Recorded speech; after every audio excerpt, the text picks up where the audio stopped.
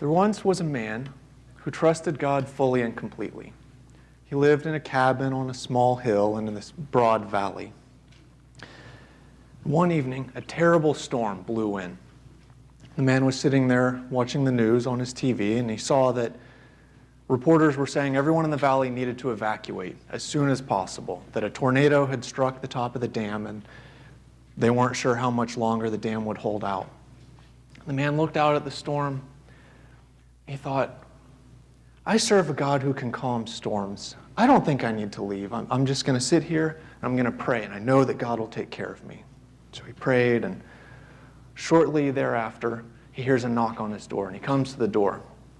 He finds out the dam did break. Water is now a couple feet deep in most of the valley, and his neighbor is standing there at the door. And he had canoed over, and he said, I've come to help you. Come on, jump in my canoe. I'll paddle us out to safety. And the man said, no, I trust in God. I'm going to keep praying. I know that he's going to provide for me. So the neighbor shook his head. He left, and the man kept praying. Well, water kept rising rapidly, and the man had to retreat to the ceiling, or the roof of his house. And he's looking around. He's like, God, if you don't intervene soon, there's not going to be anything left to save. Please, you got to do something. And he hears a helicopter, and a floodlight shines on him. A rope ladder drops down. A National Guardsman climbs down the ladder. And he says, we've been searching the valley looking for the few people, idiots, who are still here, and I've come to save you. And the man, no, I trust in God. I know that God's going to provide for me, and everything will be okay. Go spend your efforts on saving the other people who are still out there. And so the guy's like, all right, whatever. I don't have time to sit here and argue with you. So he went back and went off, and the water kept rising, and very shortly the man found himself treading water. And his last thought before he sunk beneath the surface was, God, why didn't you save me? And his eyes opened, and he's standing there before the throne of heaven. And he said, Lord, I've always trusted in you. I prayed to you, and you let me drown. Why? Why didn't you provide some means for me to be rescued? God said, well, I did 3 times. I made sure you were watching the news so that you knew there was danger and you had a chance to get out. I sent your neighbor with his canoe to give you a chance to get out, and then I sent the helicopter, and the whole time you sat there and you did nothing. You didn't respond in any way. So one of the things we're going to look at this morning is we absolutely need to trust God, but we also need to act in conjunction with his leading. So we're just past the halfway point in our sub-series on Jacob. We saw how most of the text is formulated around a chiastic structure with parallels at the beginning and end, with conflict with Esau that we've already looked at, with the birthright and the blessing. And then we're going to see next week reconciliation with Esau. And then there's Jacob and God at Bethel, and then we're going to see Jacob wrestling with God next week. And then inside of that, we already looked at the initial conflict with Laban and the birth of the children. And now we're going to look at the closing conflict and not quite resolution of his relationship with Laban. So 2 weeks ago, Brian Russell was here. He talked to us about the God who sees, hears, and remembers. This week, we're going to learn that God's blessings flow through us to others, a recurring theme in this study of Genesis, that we need to rely on God, we need to cooperate with his leading, and that God's purposes will prevail. So Genesis 30, verse 25. After Rachel gave birth to Joseph, Jacob said to Laban, "Send me on my way so I can go back to my own homeland. Give me my wives and children for whom I have served you, and I will be on my way. You know how much work I've done for you." The Jacob and Laban's relationship is characterized by strife, negotiations, and deception. In chapter 29, Laban purportedly welcomes Jacob with open arms. He says that he's his own family, that he should just give Rachel to him. But then he convinces Jacob to work 7 years. And then once Jacob had worked the 7 years, Laban tricks him and gives him Leah, and then makes him work another 7 years. So Jacob now, he has a wife, well, 4 in this case. He has children. This is what he came to Haran to accomplish. And he's worked the requisite 14 years to pay the bride price for his wives. He's ready to return home to the promised land. And he opens the negotiations with the statement that he's upheld his end of the bargain, and he's ready to move on. So verse 27, but Laban said to him, if I found favor in your eyes, please stay. I've learned by divination that the Lord has blessed me because of you. He added, name your wages and I will pay them. So Laban knows a good thing when he sees it. He recognizes in Jacob the goose that laid the golden egg, and he wants to do anything in his power to keep Jacob from moving on. Notice that even Laban, though, pagan that he is, sees God's hand at work. He said, the Lord has blessed me because of you. Several years ago, we did a study of Kings, and we saw repeatedly how the word of the Lord was fulfilled. Week after week, we would touch on that theme, because that's the thread that's woven all through the fabric of the King's account. And similarly, we've seen this recurring theme of blessing throughout our study of Genesis and the patriarchs. God's blessing comes to us on the way to others. How are you being a blessing to others? How are you being salt and light? In other words, useful to those around you. Verse 29, Jacob said to him, you know how I have worked for you and how your livestock has fared under my care. The little you had before I came has increased greatly, and the Lord has blessed you wherever I have been. But now, when may I do something for my own household? When Jacob first came to Haran, he had nothing but his staff. He essentially came empty-handed. He's worked very hard now, and he's earned his wives, he's had children, but he still is pretty much empty-handed. He has no real means of supporting his family at this point. And he addresses this concern with his father-in-law. If I stay here and work for you, Dad, you'll keep getting richer since God is blessing you because of me, but I still am going to be no better off. So verse 31, Laban says, what shall I give you? He asked. Don't give me anything, Jacob replied, but if you will do this one thing for me, I will go on tending your flocks and watching over them. Let me go through all your flocks today and remove from them every speckled or spotted sheep, every dark-colored lamb, and every spotted or speckled goat. They will be my wages, and my honesty will testify for me in the future. Whenever you check on the wages you have paid, any goat in my possession that is not speckled or spotted, or any lamb that is not dark-colored will be considered stolen. Agreed, said Laban. Let it be as you have said. That same day he removed all the male goats that were streaked or spotted, and all the speckled or spotted female goats, all that had white on them, and all the dark-colored lambs, and he placed them in the care of his sons. Then he put a 3-day journey between himself and Jacob, while Jacob continued to tend the rest of Laban's flocks. So do you remember earlier this year when we were studying Abraham? This would have been in Genesis 14. 4 kings had banded together to attack south through Canaan, and they defeated 5 of the local kings. They took Lot, among others, captive and were heading back to their homeland. And Abram found out about it. This was before his name had been changed. And he gathered his men together. He chased after them, soundly defeated them, gathered back all the plunder, all the captives, and brought them home. So one of the kings that had been conquered was the king of Sodom. And strangely, although he'd been defeated and all his stuff stolen, he seemed to want to take charge of the situation, and he told Abram, well, now you give me all the captives, a command, not a request, and you go ahead and take the plunder for yourself. And Abraham said, no, I'm not going to take anything, because he didn't want any of these kings to think that in any way he was beholden to them. He wanted everyone to know that his blessing came from God and God alone. So similarly, when Laban asked Jacob, what shall I give you? Jacob says nothing. He's not about to allow Laban to think that he had any hand in causing Jacob to get rich or become blessed. Jacob trusted God to fulfill his promises and provide for his family. Who do you trust in to supply your needs? Who's going to get the credit for your successes? Will you depend on your own ingenuity? Will you depend on the generosity of your employer? Or will you depend on the generosity of your Creator? As we discussed a few weeks ago, Deuteronomy 8:18 says, remember the Lord your God, for it is he who gives you the ability to produce wealth. And Philippians 4:19 says, my God will meet all your needs according to the riches of his glory in Christ Jesus. But If you look in Proverbs 6, verse 6, it says, "Go to the ant, you sluggard. Consider its ways and be wise. It has no commander, no overseer or ruler, yet it stores its provisions in summer and gathers its food at harvest. How long will you lie there, you sluggard? When will you get up from your sleep? A little sleep, a little slumber, a little folding of the hands to rest, and poverty will come on you like a thief, and scarcity like an armed man." So which is it? Are we to rely on God to provide our needs, trust in Him, or are we to avoid laziness, be diligent, plan ahead, be disciplined?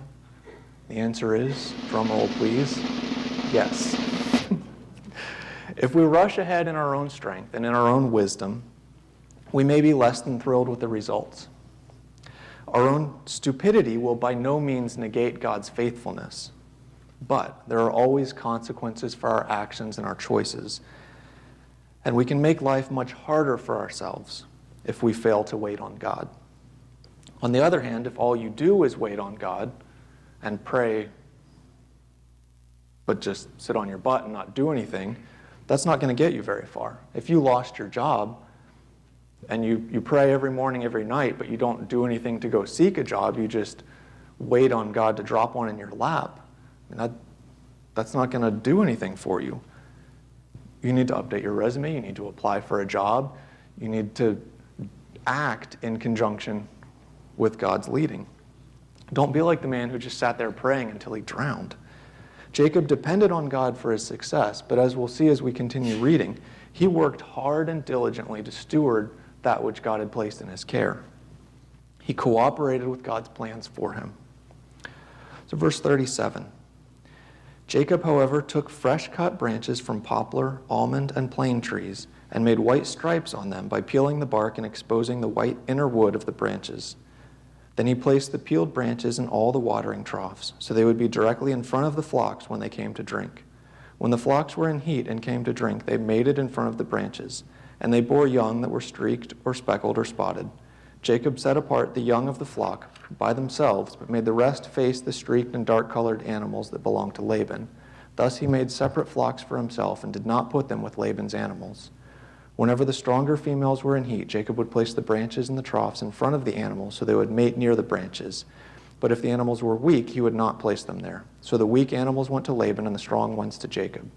In this way the man grew exceedingly prosperous and came to own large flocks, female and male servants, and camels and donkeys." That summary statement reminds me of ones that have been made throughout this study about Abraham, about Isaac. So having been cheated out of his wages by Laban, Jacob tries to manipulate circumstances by using two different methods in conjunction. First, he superstitiously places branches in the watering troughs in the bizarre hopes that somehow by looking at stripes while they're copulating, the animals would bear striped young. Rather questionable practice. The second, and more effective, is that he selectively breeds the animals. The stronger females, when they're in heat, he brings speckled or spotted rams in order that the offspring that are stronger or healthier end up speckled and spotted. And when the weaker females are in heat, he brings the regular colored lamb or males so that Laban's flocks are not as healthy or weaker, and thus following this method over the course of 6 years, and obviously through God's blessing of him, he became exceedingly prosperous with large flocks of his own. So chapter 31, verse 1. Jacob heard that Laban's sons were saying, "Jacob has taken everything our father owned and has gained all this wealth from what belonged to our father."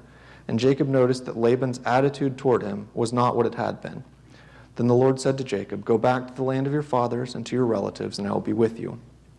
Since Laban was always duplicitous with Jacob, I can only imagine how open or thinly veiled hostility would have to be present for his attitude to have worsened. I mean, from the beginning, Laban said, "You're close, I should give you the daughter," but then makes him work for it. And then he gives him the wrong daughter and makes him work even longer. He offers to pay whatever wages Jacob asks, but then he takes those wages away and hides them. So if after all that, his attitude is not what it had been, I mean, what could he have been doing by this point? Is he sitting there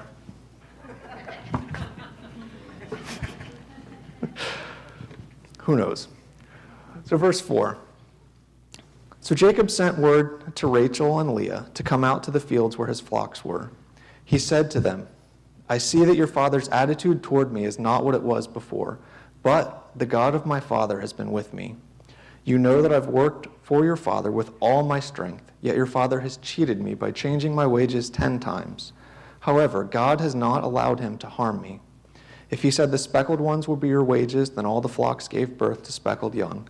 And if he said the streaked ones will be your wages, then all the flocks bore streaked young. So God has taken away your father's livestock and has given them to me.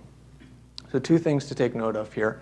First, despite his strange manipulative attempts with the flocks, Jacob recognizes that God is the one who has blessed him.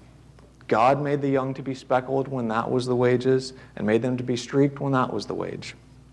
Jacob cooperated with God through his selective breeding process, but his success was ultimately dependent on Yahweh, not on his own efforts.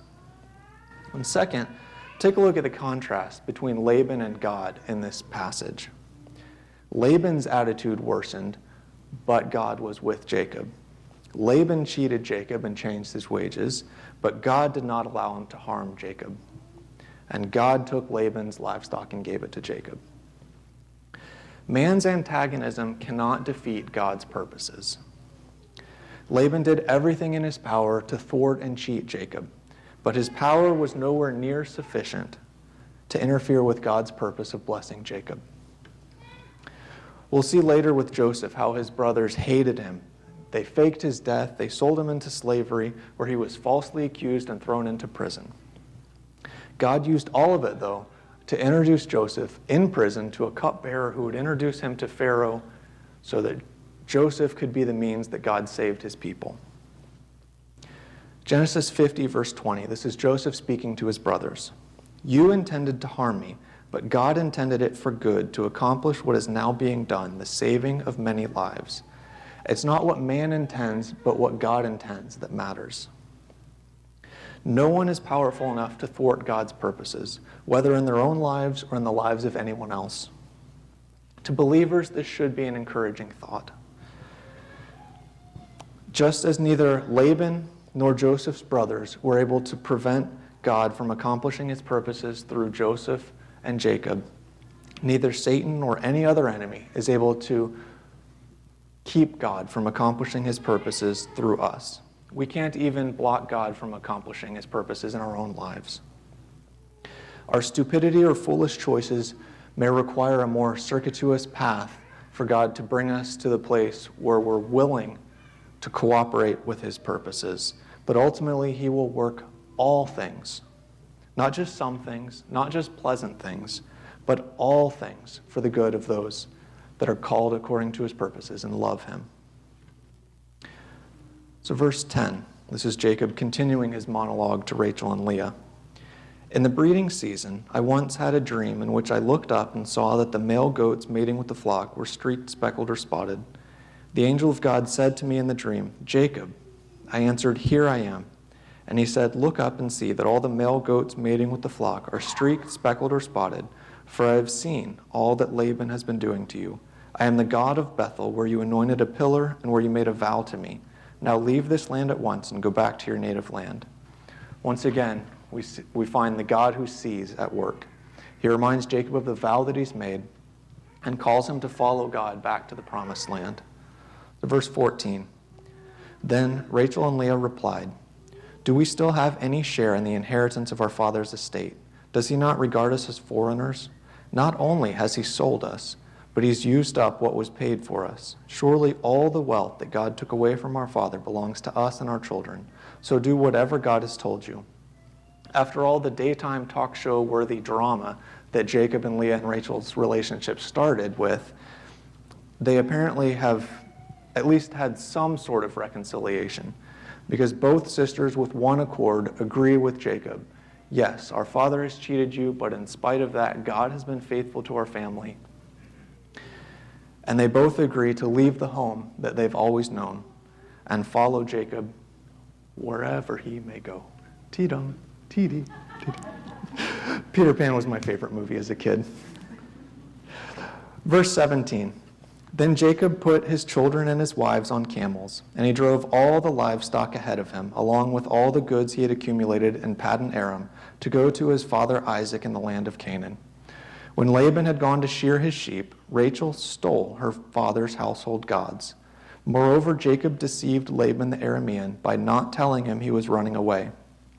So he fled with all he had, crossed the Euphrates River, and headed for the hill country of Gilead. Why would Rachel steal those idols? Just before she left, she acknowledged that God had blessed Jacob in spite of her father's efforts and stated that they should do whatever God says. So surely, even if she still believed they had some sort of power, she saw that Yahweh, that Jehovah had more power than these gods. So why would she still want to hold on to them? I think she was hedging her bets. The common belief at the time was that some gods were more powerful in some locations or in some situations than others.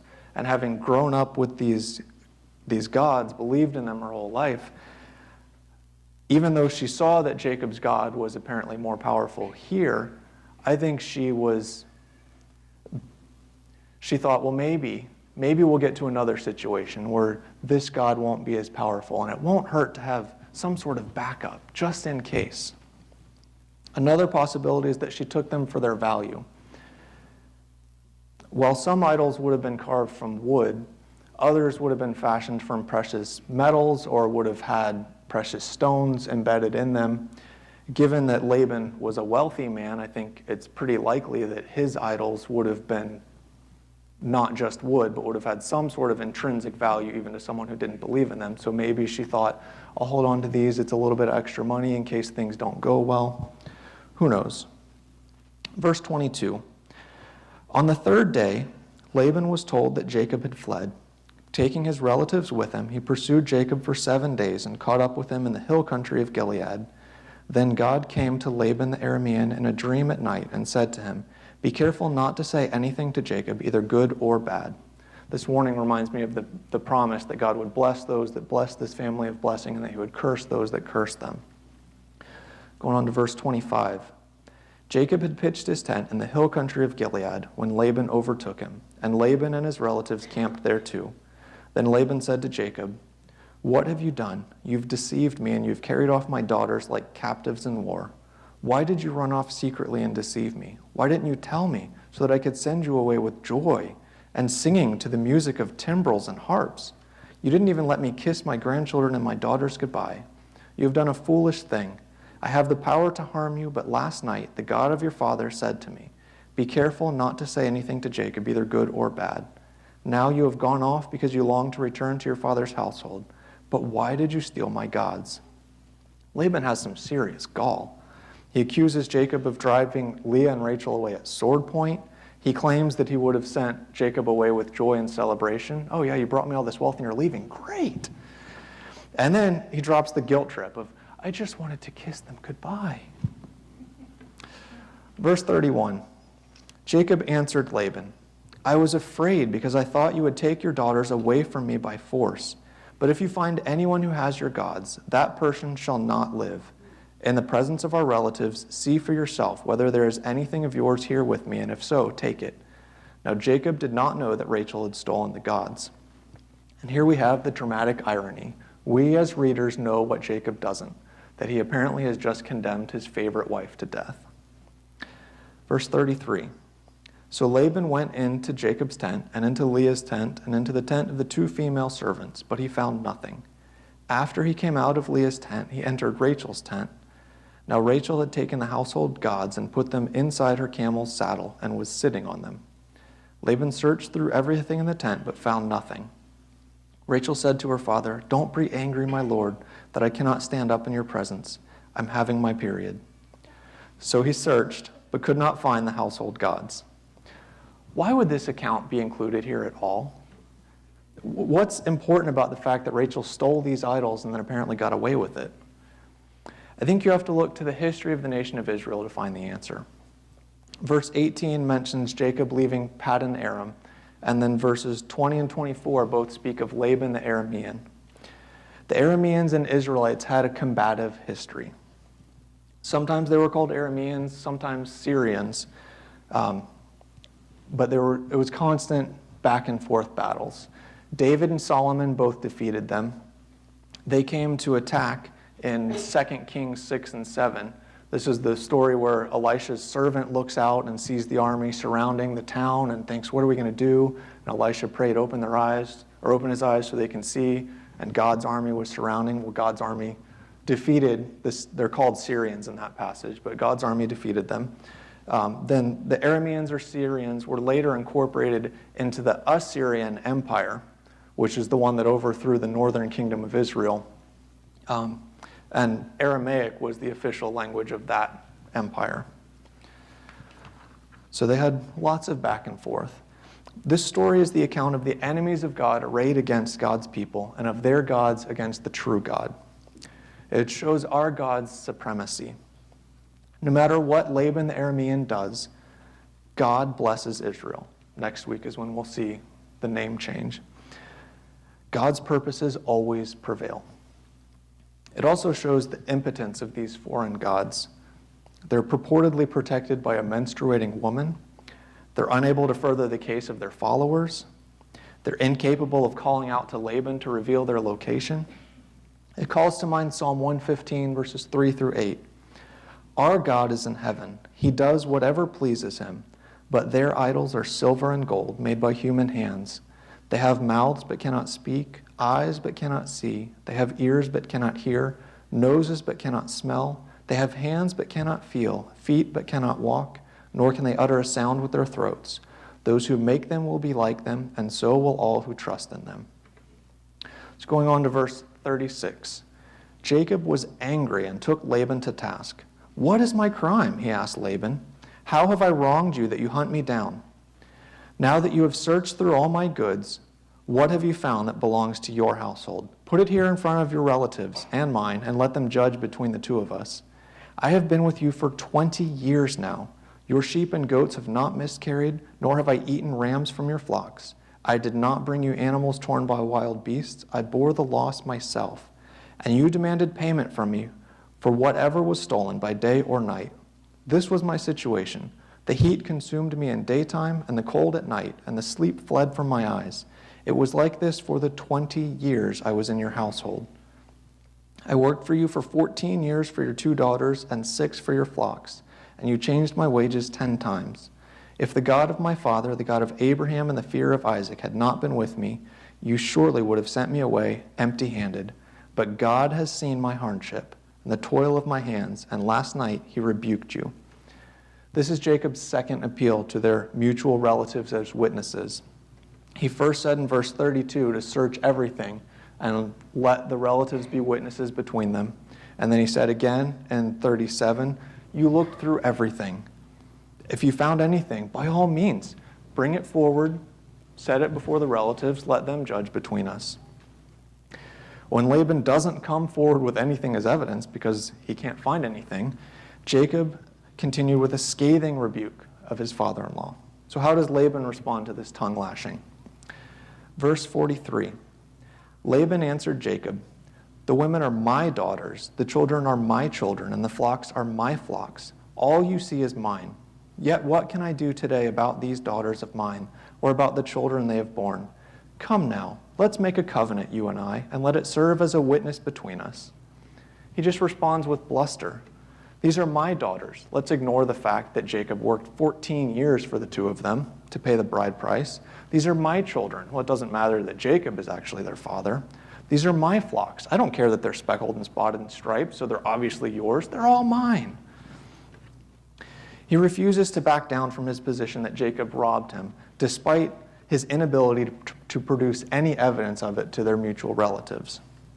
Then he tries to save face by magnanimously offering to write off his losses for the sake of his daughters and his grandchildren and make this covenant. And what a slime ball. He might have been a used car salesman if he lived today. No offense to anyone who is one. Verse 45. So Jacob took a stone and set it up as a pillar. He said to his relatives, gather some stones. So they took stones and piled them in a heap, and they ate there by the heap. Laban called it Jegar Sahadutha. So quick side note before I go on. We were talking about this passage Wednesday night at the Bible study. I totally butchered that name, and everyone else was either too kind or not paying attention and said nothing. But my lovely wife, of course, jumped all over me. What? You did really good there. Thank you, I tried. I practiced this morning so I could get it right. And Jacob called it Galeed. Laban said, "This heap is a witness between you and me today." That is why it was called Galeed. It was also called Mizpah, because he said, "May the Lord keep watch between you and me when we are away from each other.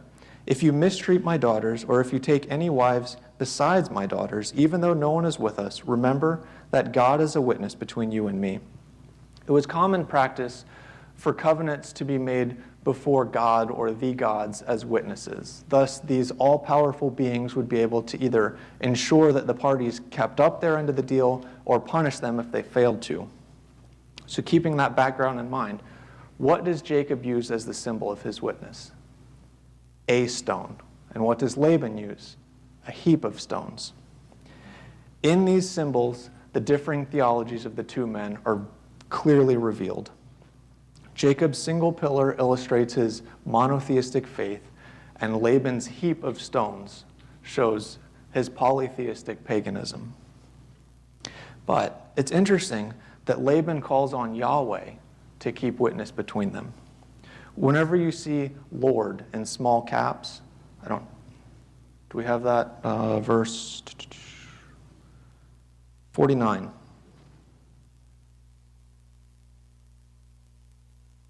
Yeah, Lord in small caps. That's the way that English translations show Yahweh, Jehovah. In Hebrew, it was YHWH. And depending on what vocalization you apply, what vowels you assume, it would either be Yahweh or Jehovah. The Hebrews would not speak the name out of reverence. So it's God, our God, that Laban's calling on, despite his multitude of gods that he set up as this witness. Perhaps like his daughter, he's hedging his bets. He still believed in all his slew of gods, but he can see that Jacob's God has been powerful, so maybe it would make sense to add him into the mix just for good measure, to make sure that Jacob upholds his end of the deal. So verse 51, Laban also said to Jacob, "Here is this heap, and here is this pillar I have set up between you and me. This heap is a witness, and this pillar is a witness, that I will not go past this heap to your side to harm you, and that you will not go past this heap and pillar to my side to harm me. May the God of Abraham and the God of Nahor, the God of their father, judge between us." So Jacob took an oath in the name of the fear of his father Isaac. He offered a sacrifice there in the hill country and invited his relatives to a meal. After they had eaten, they spent the night there. Early the next morning, Laban kissed his grandchildren and his daughters and blessed them. Then he left and returned home. It's sad that this is the best reconciliation they could hope for, that they'll agree not to harm each other. But I guess the dysfunction runs deep in some families. So what did we learn today? Blessings, like joys, are meant to be shared. Sandy Patty sang a song, "The gift goes on." The Father gave the Son, the gift goes on. The Son gave the Spirit, the gift goes on. The Spirit gives us life, so we can give the gift of love. What ways are you reflecting the love of Christ onto others? How are you being a conduit of blessing to others?